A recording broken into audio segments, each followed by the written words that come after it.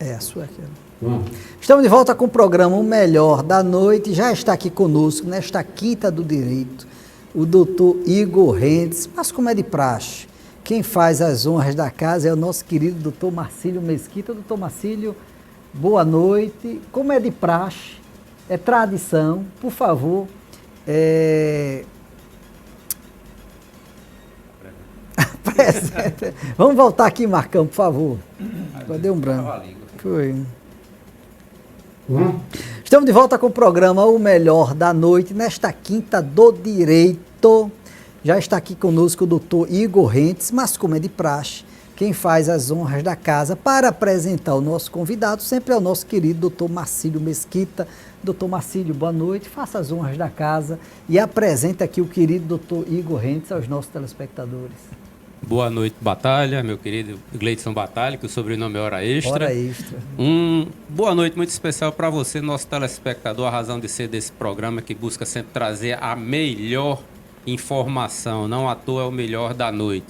Hoje, na Quinta do Direito, já há 3 anos, vamos bater um papo com o doutor Igor Rentes, nosso convidado de hoje. Acho que eu pronunciei certo, doutor Igor? Perfeitamente. Igor Rentes. Nosso convidado de hoje, nós vamos falar sobre novidades na área legislativa, vamos falar um pouco sobre tecnologia. Doutor Igor, que ele é egresso da área de tecnologia, já formado desde 2002, atuou já na área jurídica em vários campos e há alguns anos, desde 2010, atuando diretamente na advocacia. Doutor Igor Rentes, seja muitíssimo bem-vindo, boa noite aos nossos telespectadores. Boa noite a todos os telespectadores. Microfone, doutor. Boa noite a todos os telespectadores. Uma boa noite especial ao meu querido Gleidson Batalha, doutor Marcílio também. Estou aqui para colaborar com temas do direito e tecnologia também, que acredito que seja um tema muito atual e importante a ser discutido.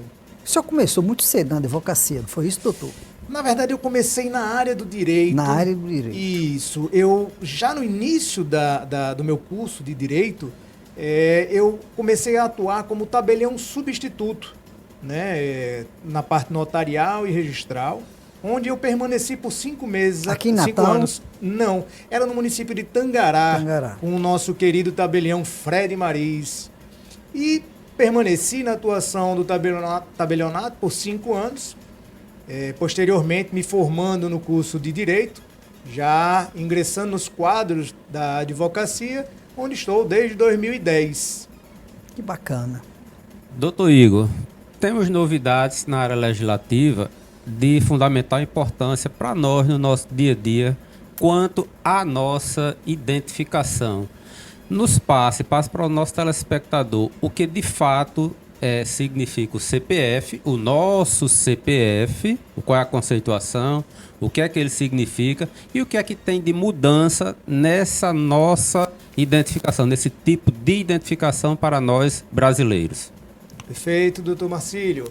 Bom, o CPF, como já nosso velho conhecido documento, o Cadastro de Pessoas Físicas, passou por uma alteração legislativa de suma importância e que traz ao Estado brasileiro e ao cidadão uma grande evolução, principalmente no que tange aos serviços públicos. Isso porque, até bem pouco tempo atrás, nós tínhamos que ter uma pluralidade de documentos, RG, DNI, CTPS, CNH, carteira de motorista, enfim.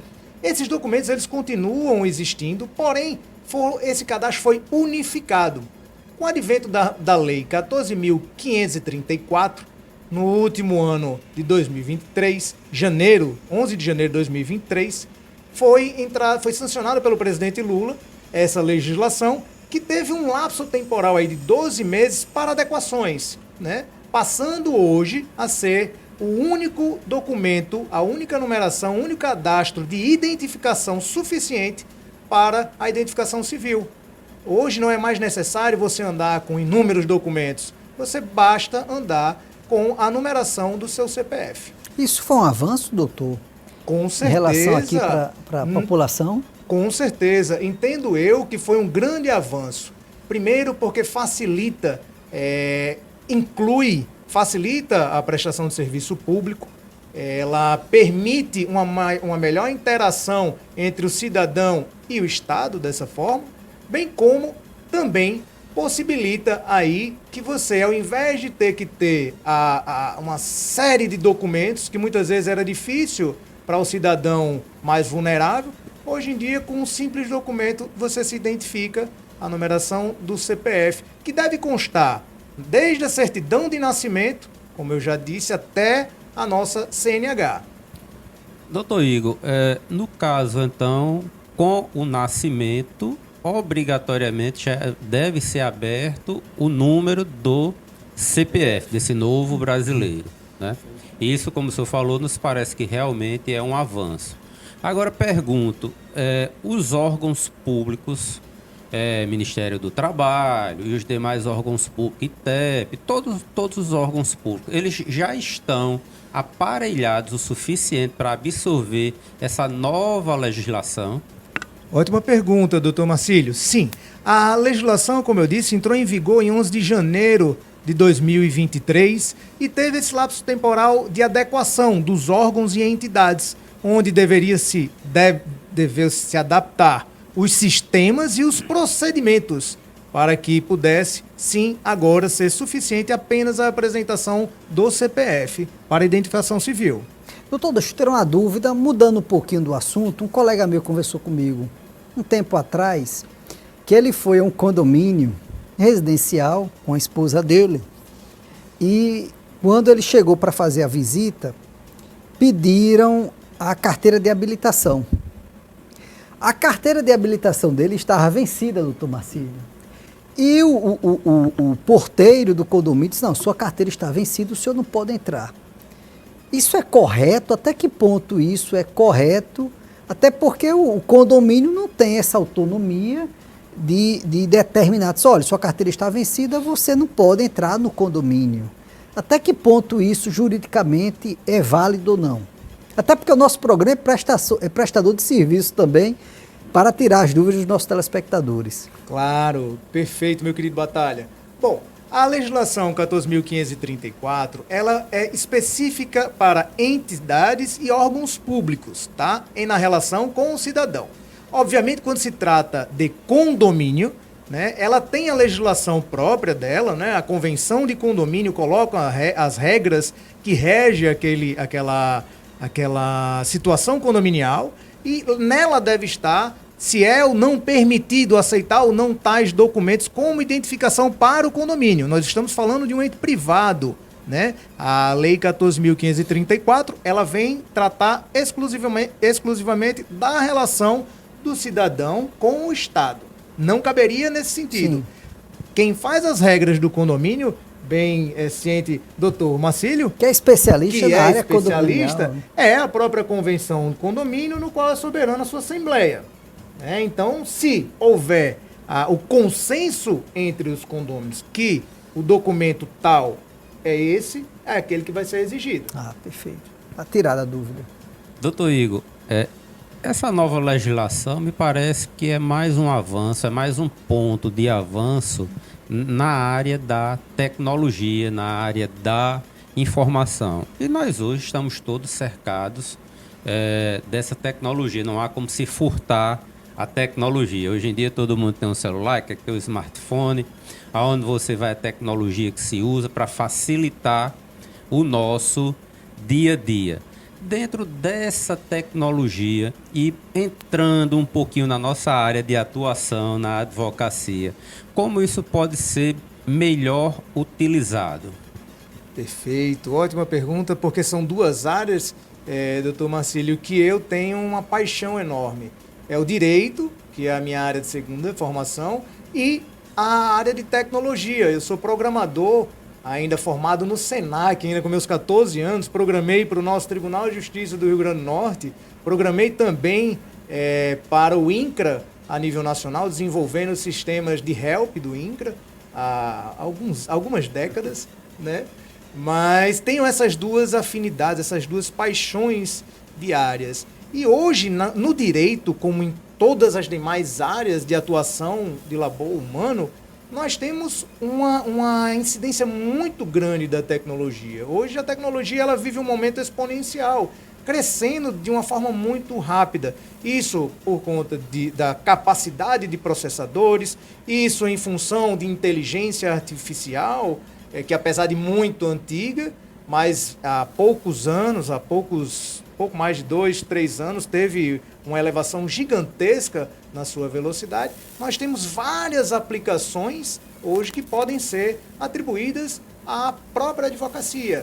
Desde a parte de captação, né, divulgação do nome daquele jurista, para que ele seja ali visto pelos seus futuros clientes, como também a parte de atendimento, né, onde você tem muitas vezes um atendimento mais padronizado com a utilização de fluxos, de automação, você tem a celeridade na informação e a economia no tempo da sua equipe, que pode se dedicar cada vez mais a contratos já formalizados, a processos em andamento, se dedicar aos estudos realmente que necessitam maior profundidade, os casos que necessitam de maior estudo.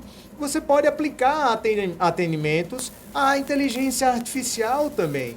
Você pode conectar, doutor Marcílio, que é muito interessante, as diversas plataformas que são utilizadas por um escritório de advocacia através de fluxos, APIs, conectando um banco de dados de um sistema de gestão processual com o banco de dados do seu CRM, com o banco de dados do seu WhatsApp, e fazer com que você tenha a gestão de todos esses dados de uma forma unificada, né? E muito mais fácil de ser acessada, permitindo, o que eu acho mais interessante, é um retorno de qualidade de serviço para o cliente, onde o cliente, por exemplo, muitas vezes, e entendo, muitas vezes o cliente, poxa, eu contratei o advogado, mas eu não tenho retorno da movimentação do meu processo. É difícil, quem está na militância sabe como é difícil hoje em dia advogar. E a inteligência artificial, a automação, a tecnologia de conexão por API, ela traz esses facilitadores, permitindo, por exemplo, que o advogado tenha a ferramenta no seu escritório de envio de mensagens proativas para o seu cliente. O que são mensagens proativas, doutor Marcílio? Mensagens proativas são aquelas mensagens, por exemplo, de informações sobre o processo dele. Então, chegou uma movimentação processual no gestor processual do escritório, automaticamente o cliente já recebe. Chegou, você atribuiu, doutor Marcílio, para o seu outro associado, advogado associado, uma tarefa dentro do escritório, essa informação já chega para o seu cliente. Então, o seu cliente ele não precisa ir até você para dizer, doutor Marcílio, como vai o meu processo? Ele pode, através do WhatsApp, num dos menus, encontrar ali, já tem uma informação tratada por inteligência artificial, para que ele saiba e fique tranquilo, traga a ele o controle da ansiedade, o acalme, porque a gente sabe, muitas vezes o cliente que nos procura, ele tem as dores dele. E a nossa empatia é fundamental. Entendo eu que a utilização da tecnologia traz, dentre outras vantagens, esse aumento da empatia com o caso do cliente, permitindo que ele tenha aí a informação mais rápida, não tenha que ficar preocupado com o que está acontecendo ou não com o processo dele. Agora, o advogado precisa sempre estar se reciclando, estar se modernizando em relação à tecnologia, porque a inteligência artificial veio para ficar. Não é verdade, doutor? Com certeza, meu querido Batalha, com certeza. Estamos num caminho que só tende a avançar, não tem como retroceder, né? A inteligência artificial, ela vem evoluindo, ela se retroalimenta, né? Então, nós temos hoje as inteligências artificiais multifocais, nós temos o aprendizado de máquina, então ele, com os próprios erros, com as próprias lições que eles vão tendo, eles vão se fortalecendo e melhorando a capacidade de serviço que nos são servidos. Entendo eu que muita gente diz, as máquinas vão tomar conta do ser humano, as máquinas vão tirar empregos, ela vai tirar emprego daquele que não se capacitar, ela vai tirar emprego daquele que não se aprimorar, aquele que não entender como utilizá-la. Isso é o mais importante. Elas vieram para nos servir, não para nos dominar. Doutor Rentes, a questão da tecnologia, ela é um caminho sem volta, né, como o colega falou, e é um caminho de boas práticas, mas também há um lado que precisa ser observado, que é o lado, primeiro, para não se marginalizar quem não tem o devido acesso a essa tecnologia. Então, um primeiro ponto, uma primeira pergunta. O que o Estado, e aí quando eu falo Estado, é questão lato sensu, o que é o Estado, ele pode fazer para trazer essa massa da população que não tem o devido acesso à tecnologia, começar a ter um princípio de acesso. E um outro ponto, a questão que nós devemos ter cuidado para não cairmos nos tão propalados e tão falados golpes que estão aí no dia a dia acontecendo. Corriqueiros. Está aí no dia a dia acontecendo. Bom, doutor Marcílio, infelizmente ou felizmente, a tecnologia ela avança muito mais rápido do que o Estado consegue acompanhar. Nós temos aí o reflexo disso na própria internet, A gente tem hoje, cada vez mais, a população tem acesso à internet, mas é algo que ainda não é para todos. O nosso querido Elon Musk da Starlink conseguiu levar a internet para a Amazônia mais íntima, mas a gente sabe que isso tudo tem um custo e a gente precisa ter do poder público essa sapiência, esse interesse de trazer para a população uma internet mais rápida, o acesso aos serviços de inteligência artificial. Nós temos inteligências artificiais gratuitas, como o próprio ChatGPT 3.5, ele é gratuito, Temos as versões mais aprimoradas, mas como uma inteligência que ela vai evoluir por si só, ela vai se autoalimentando das experiências, eu acredito que em bem pouco tempo, nessa velocidade exponencial comentada, nós tenhamos aí uma tecnologia gratuita de inteligência artificial disponível para todos. Perfeito. Doutor Igor Rentes, eu quero agradecer, e doutor Marcílio, queremos agradecer a participação. Infelizmente, o nosso tempo se esgotou. A participação do senhor no Melhor da Noite. Quem quiser entrar em contato com o senhor rapidamente, com as suas mídias digitais? Pode entrar em contato diretamente pelo WhatsApp do nosso escritório, 84-981 30 31 31, ou pelas nossas redes sociais, @Rentes Advocacia. 984 981 30 31 31. Perfeito. Ou @Rentes Advocacia. Ou ainda o nosso site, www.rentesadvocacia.com. Perfeito, doutor Rentes. Gratidão, doutor Marcílio. Até a próxima quinta-feira. Até a próxima, com a graça de Deus, doutor Rentes. Papo bom, flui rápido, Isso. Interessante. Nosso telespectador, uma boa noite, até quinta, com a graça de Deus. Que o Deus de Israel proteja, abençoe e prospere a sua vida. E até amanhã, sexta-feira, querendo Deus. A esperança